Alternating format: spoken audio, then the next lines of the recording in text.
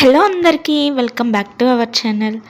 గ్రేవీతో paneer curry ఎలా చేయాలో చూసేద్దాం. చాలా టేస్టీగా కుదురుతుంది తక్కువ ఇంగ్రీడియంట్స్తోనే. చూసారు కదా, ముక్కలు కూడా చాలా సాఫ్ట్గా ఉంటాయి, చాలా జ్యూసీగా ఉంటుంది. రైస్లోకైనా బిర్యానీలోకైనా చపాతీ రోటీ దేనికైనా కూడా చాలా టేస్టీగా ఉంటుంది. నచ్చితే మీరు కూడా ట్రై చేయండి. ఫస్ట్ ఎలా చేయాలో చూసేద్దాం. ప్యాన్లో 3 టేబుల్ స్పూన్స్ వరకు ఆయిల్ని వేసుకోవాలి. ఆయిల్ హీట్ అయిన తర్వాత మీ పన్నీర్ క్వాంటిటీకి తగ్గట్టు ఆనియన్స్ని వేసుకోవాలి. ఎక్కువగా వేసారంటే ఆనియన్స్ తీయగా వచ్చేస్తుంది కర్రీ, కాబట్టి మీ పన్నీర్ క్వాంటిటీకి తగ్గట్టు ఆనియన్స్ని వేసుకుంటే టేస్ట్ బాగుంటుంది కర్రీ. చూసారు కదా, వీడియో క్లిప్లో చూపిస్తున్నట్టు పొడిగా కట్ చేసుకొని వేసుకోవాలి. ఆనియన్స్ బాగా ఎక్కువగా ఫ్రై చేసుకోకూడదు. వీడియో క్లిప్లో చూపిస్తున్నట్టు ఇలా ట్రాన్స్పరెంట్గా ఫ్రై అయితే సరిపోతుంది. తర్వాత టమాటా ముక్కల్ని వేసుకోవాలి. ఇక్కడ నేను 2 మీడియం సైజ్ టమాటాని పొడుగ్గా కట్ చేసుకొని వేసుకున్నాను. అలాగే 5-6 జీడిపప్పు పలుకులు కూడా వేసుకోవాలి. జీడిపప్పులు వేసుకోవడం వల్ల కర్రీ టేస్ట్ బాగుంటుంది. టమాటాలు కూడా చక్కగా మగ్గేంత వరకు మగ్గించుకోవాలి. మీడియం ఫ్లేమ్లోనే అడుగంటకుండా నిదానంగా వేయించుకోవాలి. వీడియో క్లిప్లో చూపిస్తున్నట్టు టమాటాలు చూసారు కదా, చక్కగా ఆయిల్లోనే మగ్గిపోయాయి. ఇలా ఫ్రై అయితే సరిపోతాయి.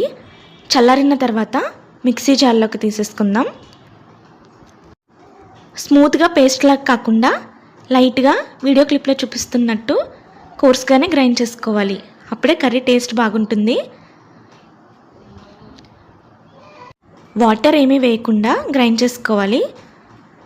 కోర్స్గా గ్రైండ్ చేసుకుంటే సరిపోతుంది. ఆనియన్స్ వేసాం కాబట్టి వాటర్ ఏమీ వేయవసరం లేదు. ఇలా గ్రైండ్ చేసేసుకొని పక్కన పెట్టేసుకోవాలి.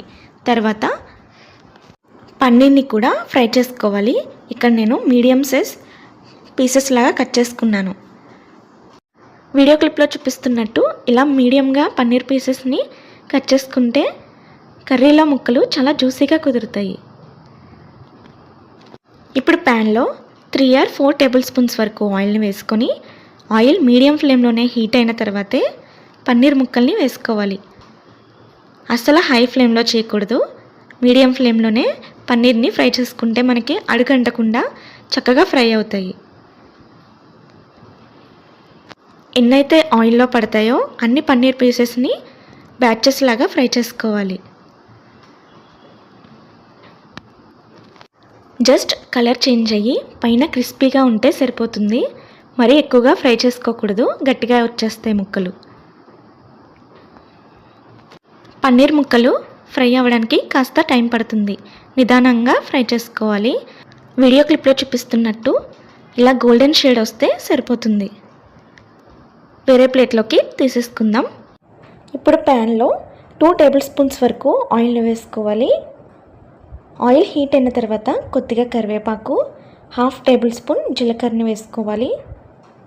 నెక్స్ట్ జీడిపప్పులు కూడా వేసుకొని జీడిపప్పులు కాస్త గోల్డెన్ కలర్ వచ్చేంత వరకు ఫ్రై చేసుకోవాలి. తర్వాత మనం కోర్స్గా గ్రైండ్ చేసుకున్న పేస్ట్ ఉంది కదా, ఉల్లిపాయ టమాటా, ఆ పేస్ట్ కూడా వేసేసుకొని పచ్చి వాసన పోయేంత వరకు ఫ్రై చేసుకోవాలి.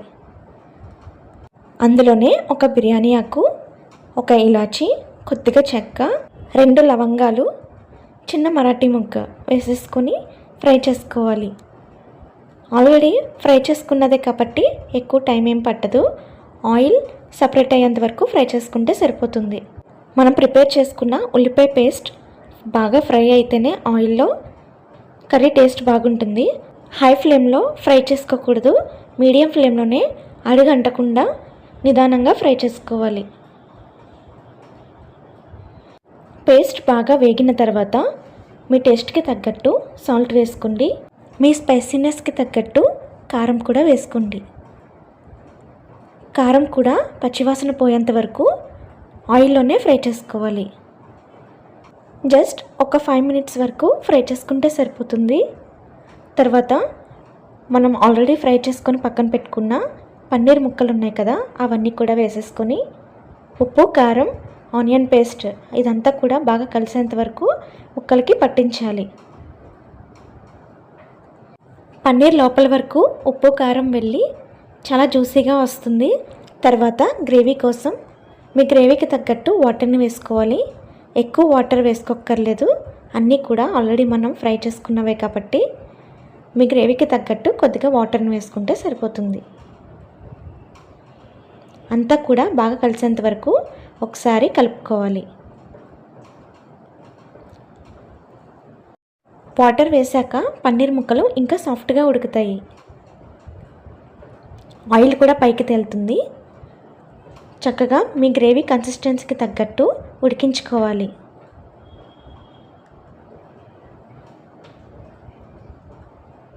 దించుకునే ముందు 2 టేబుల్ స్పూన్స్ వరకు క్రష్ చేసుకున్న కసూరి మెంతి వేసుకోవాలి. చాలా టేస్టీగా ఉంటుంది. ఉంటే మాత్రం స్కిప్ చేయకుండా వేసుకోండి. అలాగే 1/2 టేబుల్ స్పూన్ ధనియాల పొడి కూడా వేసుకోవాలి.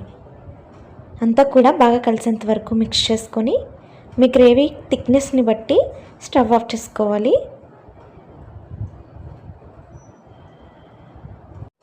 చల్లారిన తర్వాత ఇంకా కాస్త చిక్కపడుతుంది కాబట్టి గ్రేవీ కన్సిస్టెన్సీ చూసుకొని దించుకోండి. అంతే గైస్, చాలా టేస్టీగా ఉంటుంది. తక్కువ ఇంగ్రీడియంట్స్తో తక్కువ మసాలాలతో చాలా టేస్టీగా చేసుకోవచ్చు. మీకు కూడా నచ్చితే డెఫినెట్గా ట్రై చేసి మీకు ఎలా కుదిరిందో కూడా నాకు కామెంట్ చేయడం మర్చిపోవద్దు. Thank you for watching. Subscribe for more videos. Bye guys.